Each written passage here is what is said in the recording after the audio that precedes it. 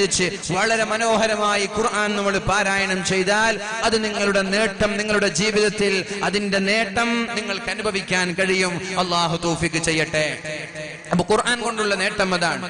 മഹാനായ ഉമർ ഇബ്നുൽ ഖത്താബ് റളിയല്ലാഹു അൻഹുവിന്റെ കാലത്ത് രോഗിയായ ഒരാൾ മഹാനായ ഉമർ തങ്ങൾ സന്ദർശിക്കാൻ ചെന്നപ്പോ രോഗിയായി കിടക്കുകയാണ്.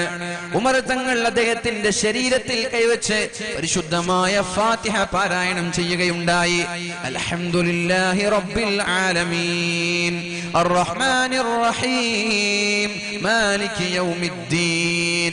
ഇഖ്ലാസോടുകൂടെ വളരെ മനോഹരമായി ഫാത്തിഹ പാരായണം ചെയ്ത് രോഗിയുടെ ശരീരത്തിലേക്കൊന്ന് കൈവച്ചു തടവി ശരീരത്തിലേക്ക് ഊതേണ്ട താമസം രോഗിക്ക് ശിഫ ലഭിച്ചത് ഹദീസുകളിൽ കാണാം.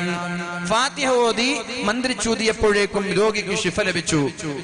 വർഷങ്ങൾക്ക് ശേഷം ഉമർ